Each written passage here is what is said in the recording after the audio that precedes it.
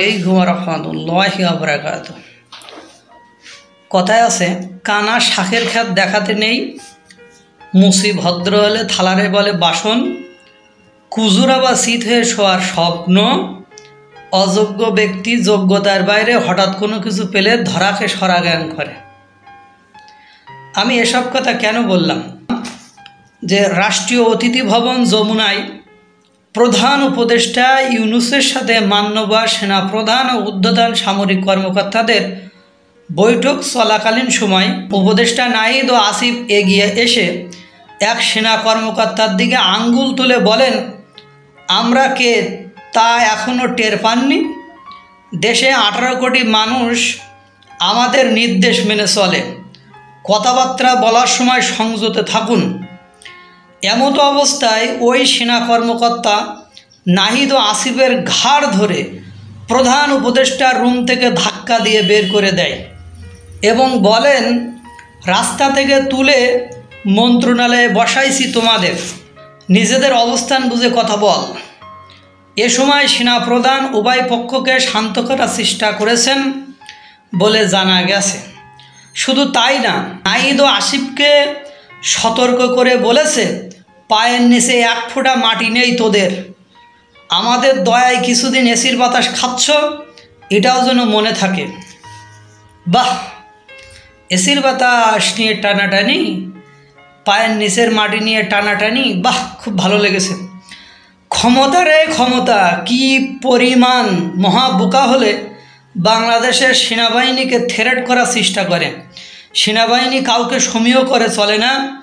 যেখানে ওদের প্রধান উপদেষ্টাকে নিয়ে টানাটানি হচ্ছে, সেখানে এই ফিডারের শিশু যারা জীবনে টেম্পু চালাবে বলে সিদ্ধান্ত নিয়েছিল, তারা সেনাবাহিনীকে গরম দেওয়ার চেষ্টা করে। খা ঘাড় ধাক্কা খা, কেমন লাগে দেখ। এত যখন সেনাবাহিনী দিচ্ছে, এরপরে যে 18 কোটি জনগণের কথা বলছো, তারাও প্রস্তুত তোমাদের আদর করার জন্য। কেননা তোমরা যে যোগ্যতাহীন তা ইতোমধ্যে প্রমাণিত হয়েছে এবং তোমাদের প্রিয় সমন্বয়ক হাসনাত ও সার্জিস তোমাদের দিকে অভিযোগের আঙুল তুলছে। বলতে হয়, ভালো হয়ে যাও মাসুদ, ভালো হয়ে যাও। কিছু বুঝতে পেরেছেন? আপনারা হয়তো বা পেরেছেন। মানে ধরাকে সরাগান করছে। এবং এই যে 8-10-2024 বাংলাদেশে যে এখন অস্থিতিশীল পরিস্থিতি, এই পরিস্থিতিতে সেনাবাহিনীর সাথে প্রধান উপদেষ্টা বা উপদেষ্টা সরকারের সম্পর্ক দাকুমলা সম্পর্কের মধ্যে একটা অবস্থায় পৌঁছায় গেছে।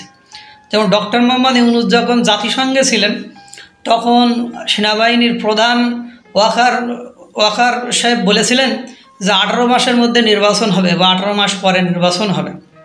কিন্তু ডক্টর মোহাম্মদ ইউনূস এই বিষয়টি অস্বীকৃতি জানিয়েছে এবং বলেছে যে আমরা সিদ্ধান্ত নেব কখন নির্বাচন দেব কি না দেব।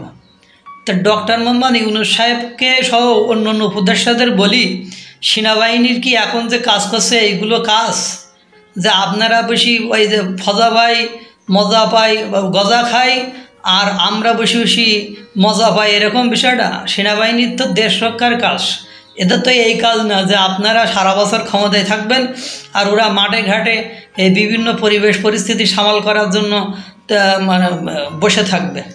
তারপরে কিছু দেখলাম ব্যারিস্টার আছে, তারা একেবারে লাগামহীন কথাবার্তা বলে।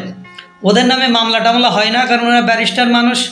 আর সাধারণ জনগণের থ্রেট করে, কথা বললে নাকি জেল হাজতে নিয়ে যাবে। বাট আমার বাপ মাই ফাদার বলতেন যে পুরুষ লোকের জন্য জেল হাজত। এই যারা আওয়ামী লীগের নেতারা পালিয়ে গেছে বা ভয়ে কথা বলে না, বা বাংলাদেশের যারা সুশীল সমাজ ভয়ে কথা বলে না, বা সাংবাদিকরা ভয়ে কথা বলে না, এরা আসলে কাপুরুষ, এদের কোনো পুরুষত্ব নেই। কারণ পুরুষত্ব থাকলে একটু কথা বলতো। আর যারা মিডিয়ায় বা বিভিন্ন স্থানে কথা বলতেছে, তারা দেখলাম অধিকাংশই আগে বলতো আওয়ামী লীগের দালাল, এখন যে এরা কাদের দালালি করতেছে বা আমি সেটা বুঝে উঠতে পারতেছি না। যাই হোক, আল্লাহ তাআলা সকলকে ভালো রাখুক, সুস্থ রাখুক, এই কামনা, এই প্রার্থনা রইল। এবং এই দুধের শিশুদের ঘাট ধাক্কা দিতে চাওয়াতে বেশ মজা পেয়েছি। কেননা সীমার বাইরে অসীম তুমি, সেটা একমাত্র আল্লাহ। আর ওনাদেরকে যারা বসিয়েছে তাদেরকে থ্রেট করে। বাহ, ভালোই লাগলো। আসসালামু আলাইকুম ওয়া রাহমাতুল্লাহ।